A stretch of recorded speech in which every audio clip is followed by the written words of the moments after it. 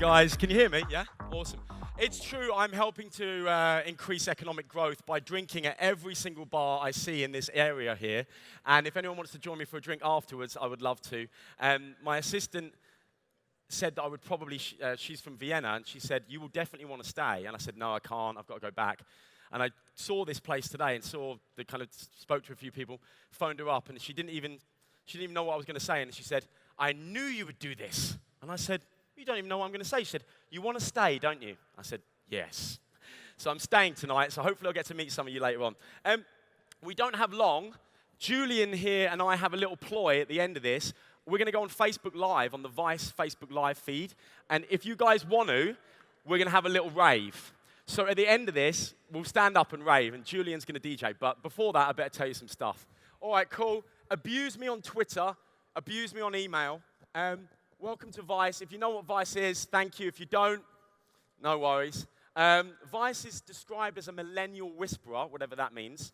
I'll show you a video, and then you'll understand it more. That's the end of my presentation. Thanks, guys. See ya.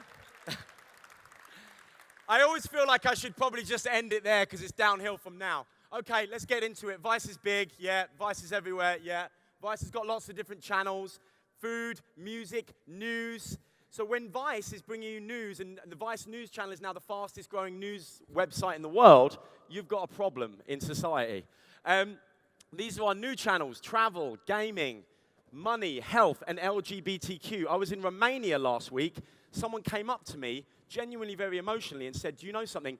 You guys are the only people to ever post about what it's like to be a gay, lesbian, bisexual, or transgendered person in Romania in the history of the whole country. And that's the type of thing that we're trying to do. People say Vice is edgy. We're not edgy, we're now. We're not Victorian-era media that's very, very shallow, that talks about one version of the human experience. We try and talk about the honest truth. It's the person you are at 2 o'clock in the morning, not the person you are when you meet someone for the first 5 minutes. So why do we do this, and how do we do it? We basically try and offer stories that you can't get anywhere else. And we also try and provide a different perspective on that. I went to the UEFA Cup final. I was very lucky to go there the other week. And I watched 350 journalists cram onto the same podium to get the exact same photo of Ronaldo lifting the cup. And I thought, that is why media's fucked. Literally, that is why media's fucked. And then I was very lucky. I went to Portugal straight after that. And I went to put something in the bin. And the word on the bin said indifferentiado. And I'm probably saying this wrong. But the point is, it basically said, things that are indistinct from each other are waste. And that's going to be the theme of what I'm going to take you through right now. So we're going to launch TV. I'm the innovation director that's responsible for taking the biggest new media company in the world into TV. When I came up with the idea, they said, are you an innovation director from 1953? But we'll see what happens. We fundamentally don't think TV's broken. We just think that what's on TV's broken. Spike Jones is our creative director. We win loads of awards. That's enough of that. What am I talking about? Brand building in the age of social media. Brand building in the age of social media, guys. Let's have fun. We've got a lot long left. All right, Ad Age. In 2011, Ad Age came out with this. Social media will usher in a global age of global branding. 5 years later, the same magazine, in the era of social media, brand building has become a vexing challenge. This is not how things were supposed to turn out. And I can see some people smiling. Everyone's like, yeah. And then Havas Media recently released a study, which is one of the most incredible things. If you don't read anything else this year, read that. And it said of the top 500 brands on planet Earth, people were asked to talk about how much they would miss those brands if they disappeared. And the 320,000 people that were surveyed said that 74% of the top 500 brands on planet Earth, they would miss those brands 0 out of 10 if they disappeared. 0. Not 1. It's like even if I step on a beetle, I think, sorry. But what you're trying to say is that for 74% of the biggest brands on planet Earth who have a combined media spend of tens of billions of dollars, so pretty much the same as it's cost us to go and fight all these wars that we've been successfully fighting, right? For the same type of wastage is going into that, as it makes you think. So something is fundamentally wrong. So I wanted to talk about that, and I think that we need to start with some tough truth. The first thing is this term millennials. Millennials, millennials, millennials. By the way, I would do very well to come up here and tell you that, you don't understand millennials, we understand millennials. This is what I honestly think. This is the definition of millennials, and please stand up if it doesn't apply to you. Incessant technological change, so there's thousands of emails coming into your inbox. You're supposed to be on every single Snapchat and WhatsApp and WeChat, and people said, oh, I messaged you, and you're like, on what? On what one did you message me on? And then we all have to download a meditation app just to stay sane and have relationships with us. And we're all going crazy, right? Globalization, which means that somebody in another country somewhere else wants to do our job for cheaper than we're doing it right now, and probably can. New economy, which means that some of these kids out here in these startup areas are developing AIs that are going to take all of our jobs. Global warming and the fact that everybody knows it exists, and yet the media says nothing, and not one brand on the planet has said a thing about it, ever. The war on terror and the obvious complete nonsense that has become. Economic crash and the fact that not one single person was punished or saw any justice for the fact that the whole world fell into free fall. And even when you go home, you're screwed. Well, actually, you're not screwed because it's 45% divorce rate. So this is the definition of millennials, right? These people grew up under these circumstances. This is not a demographic. This is a mindset. This applies to every single sophisticated human being living on the planet right now. So this whole thing about millennials and, it's not a demographic, it's a mindset. I meet 65-year-old millennials all the time. So, but there is a casualty to all this, and it is that people rightfully do not trust anything. And you can imagine why. Mission accomplished, by the way. I don't know if you heard. Mission accomplished, you guys. And it continues. So at the highest levels of institutions, right, at the highest levels of religion, the highest levels of politics, the highest levels of media, in the family unit, everything doesn't deserve trust. So you know where I'm going to go with this, don't you? If you think that people trust brands, you've got a hole in your head, right? And this is just the most recent brand to get caught out. Apologies, because they're probably sponsoring the event or something. And this is the face of a guy who doesn't get it yet, right? This is what losing 13 billion of your market cap in 1 week looks like, because you didn't understand this new thing called the social internet. And you kind of did the whole thing where you stood at the back of the room and went, yeah, let the kids get on with that. And now you're fucked because you didn't pay enough attention. So this is what we're talking about today. And that's the first thing. So the first thing is they don't trust brands. The second thing is they are the most sophisticated. And I say not they, we, all of us, right? All of us, when we take our work hat off, we go home, we're all amazing human beings. I'm going to see this at the party tonight, I'm sure. And we're all, and especially in marketing, we're very smart people. But I think somehow something happens to us. It's almost like outside the boardroom, we have these conversations. Like, how was the weekend? Good, yeah, no, it was really fun. And as soon as we walk into the boardroom, donk. We become like a very shallow, psychopathic version of ourselves and start coming up with really, really bad ideas. So this is the most sophisticated consumer generation in history, and they just won't have it. They've been marketed to since they were newborn. They've received 21 million messages by the time they're 18. So if you try and BS them, I could look at this kid's face all day. I love this kid. I don't mean I just love him. Like, he is just the embodiment of a sophisticated little gent, isn't he? Anyway, so this all ladders up to the third thing, which is that, okay, this will be the biggest bomb dropped at this whole conference and probably in the history of all conferences in Europe ever, because I've never said this before, because I was genuinely afraid of getting lynched. Badly considered content and media choices that brands are making now, I want to introduce a new term to the market. It's called negative resonance. We talk about it all the time at Vice. I haven't met anybody else that really talks about it. And what that means is the classic statement of 50% of my marketing's working, I just don't know which half, could be re-summarized as 50% of my marketing is making people hate me. I just don't know which half. And actually, the only reason you don't know which half is because you've got comments disabled. You should just enable those, and you'll be able to clearly see that's why people don't actually respect you, and you're one of the 74% of brands that people just don't care if you disappear. So this is the situation we're in. The miracle of programmatic media, the miracle of being able to reach people with a certain amount of frequency and keep top of mind all the time is an amazing thing. It is a miracle. However, it's a little bit like this microphone.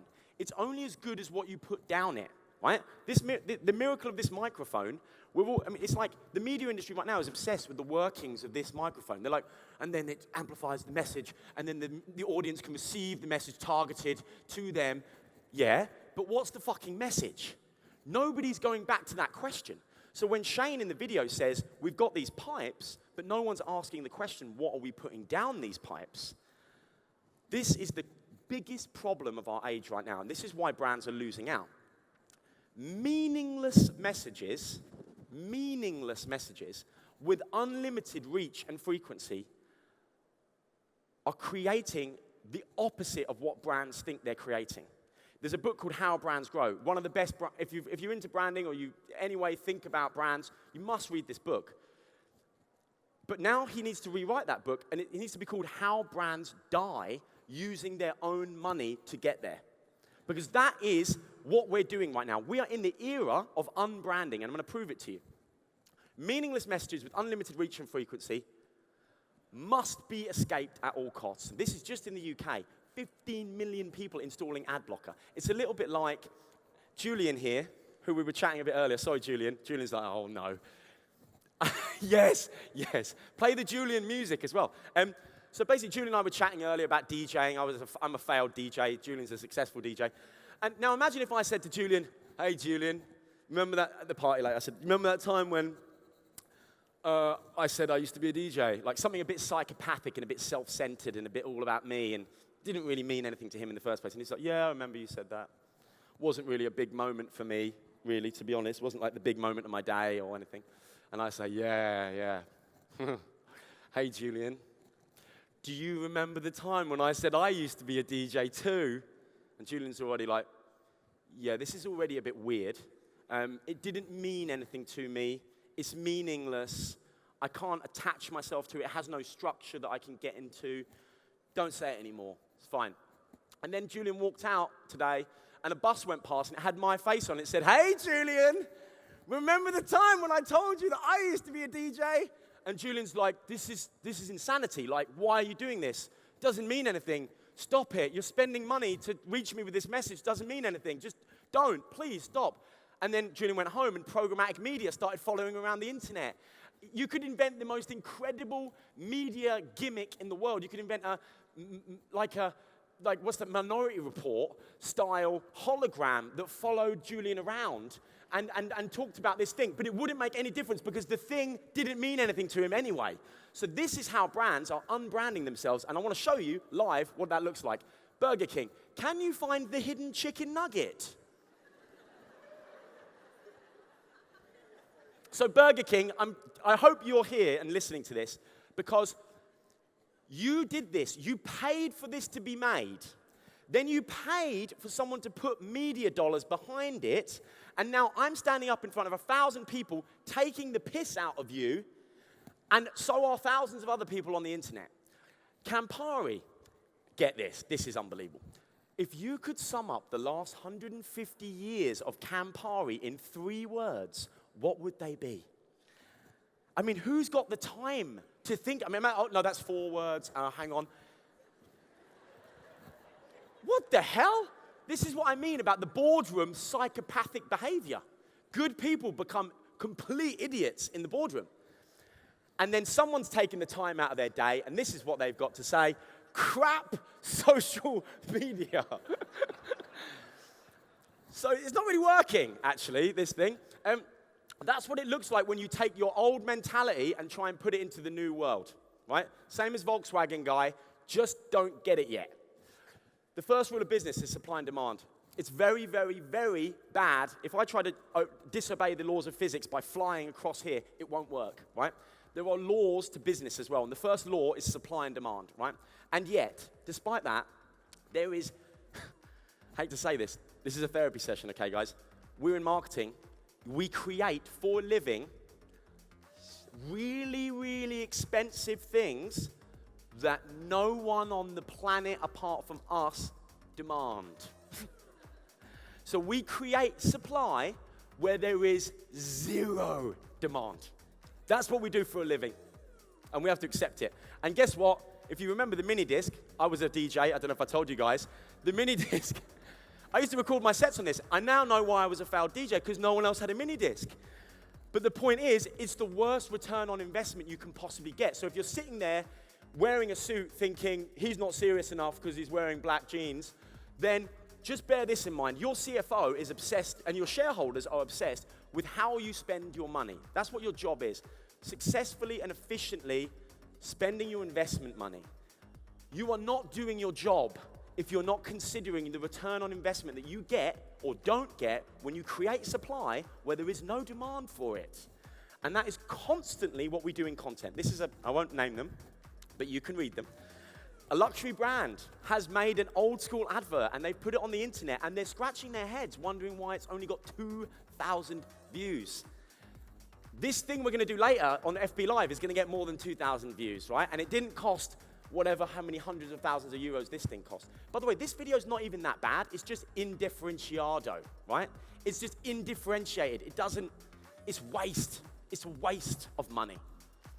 And Skoda, I hope you're here to see this. To you, which side of a Skoda is more important? Whoever did this is on strong acid. And underneath it, this is why I still believe in the internet.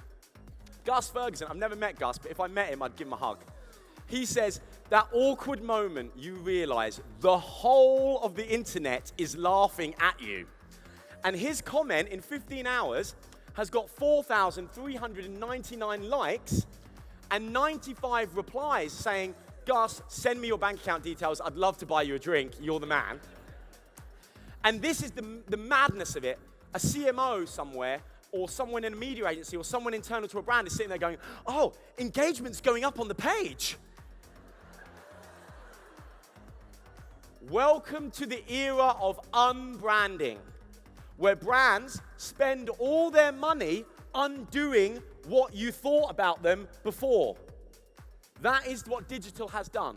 I'm not even going to show you this because it's too embarrassing. I can't even look at it. This is Microsoft. We haven't got time, but it's just too shit for words. I'm going with clean bandit. I can't even be bothered. Cortana, if you get a chance to watch this, tell her not to dance on any tables. Okay, I can remind you. When Neil calls, I can't. I just can't do it. But anyway, the point is, look at some of these comments. I finally saw the Clean Bandit Microsoft ad, and now I want to reverse to back before the Big Bang and start the world all over again. So the point is, negative sentiment, negative resonance around this piece of advertising just on Twitter was over 50,000 people saying, what a shit brand. That is how marketing is going. It's like, if you don't have anything good to say through this microphone, don't use it because it will go against you. It's the sword of Damocles. It swings back and cuts your head clean off. And yet every brand is, oh, we must be on Snapchat. We must do 7-second vines. Why? Trust me, don't do it. Not unless you know what you're doing. So this is now the most dangerous place in the world for your brand, the boardroom. This is where you're going to make the biggest mistakes. And this is the wheel of meaningless growth. And in the middle, you can see that's where game over starts. The point is that nobody wins, right? Millennials don't win because they have to wear these condoms to keep advertisers away. And Don Draper types, which is us guys, right? We're Don Drapers of the modern era. We don't win either. So it's a real game theoretically bad situation. But I just wanted to say, I've just got 2 minutes left. So marketing is about creating distinct memory structures. That's all it is. Create something that I can remember, that I can recall, and that is structured enough to have meaning. That's all you got to do. Just create distinct memory structures. And there's one way that does that every single time, and I'm not going to tell you what it is. Thank you. No, I am. Bigger billboards. That's what we need. We need really big ones, big as a house. No, it's not that. It's not a gimmick and it's not a media format. It is telling real, humanized brand stories. Make them real so people can believe you and trust you. Make them humanized because there's one operating system that never crashes, the human operating system. It's been working since we sat around campfires and told each other stories before the written word was invented. Also, it's the first time in history we can tell stories that are longer than 90 seconds. In the history of advertising, 90 seconds is the longest you ever got. Now we can talk for 6.5 minutes if you think the content's good enough. They're trying to get me off stage, but I'm not going. Brand managers have become tactics magpies distracted by gimmicks. And this is what our agencies have been feeding us, right? Oh, VR, we've got to do a 360 video. Using influencers. Yeah, there's an influencer. We should use her. She's really pretty. No, that's a gimmick. That's a gimmick. You've been easily distracted because you haven't paid enough attention to the world around you. Innovation is not about the future. It's just about accepting what is now. I love you. I don't know who you are, but I love you. So advice is really this simple. We say, fuck the gimmicks. If you want to get back in the game, you need to remind people why you're meaningful. And the only way to do that is to tell powerful and true brand stories. And you have them. I'm going to find them all later on when we're at the bar. Like, what's the reason you love working for that brand? What's your CSR program? What are the incredible things that are sitting at the center of the brand that you've never taken out of the closet and made into content? Do it. That's what's going to give you the right to deposit into people's accounts so you can make those withdrawals later. And that will make the rest of your advertising work. I'm going to finish now, but basically, make your digital storytelling socially relevant, culturally relevant, strategically relevant, i.e. only you could do it. Only you could do it. That's hard, but it can be done. And you'll get their interest. They take the condoms off. Why the hell I'm talking about this? I actually don't know why I made this slide. It was quite late. Probably tells you about my state of mind at the time. So we all know what fake looks like, right? We've seen the film. This is what fake looks like. And a sophisticated generation of consumers know what fake looks like, right? They've seen it. They're like, yeah, that's fake. That's fake. Trust me, I know. And this is what real looks like. I want to reach out and touch that hand, right? That, in my mind anyway, is what real looks like, right? If you want an intimate relationship with anyone, especially a consumer, you've got to start from a real place. So what we say is, keep it real. Keep it feeling real, and you'll get their trust. And that is the end of my presentation. Right.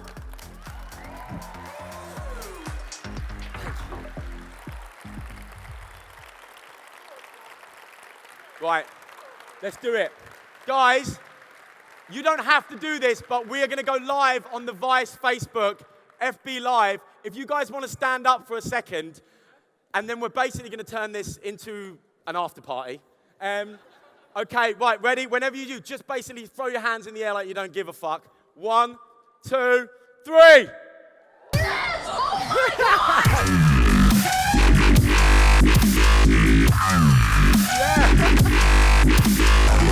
Yeah.